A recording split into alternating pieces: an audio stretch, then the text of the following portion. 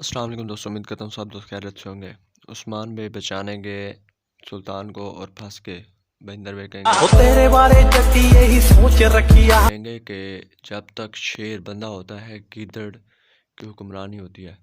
और जहाँ पर ओलफ अफंदी और शहजादा जो है वो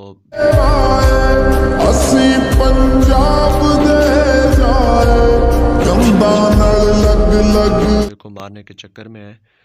यहाँ पर मेरे ख्याल में कैद पड़ चुका है, यहाँ पर जो दिखाया गया है।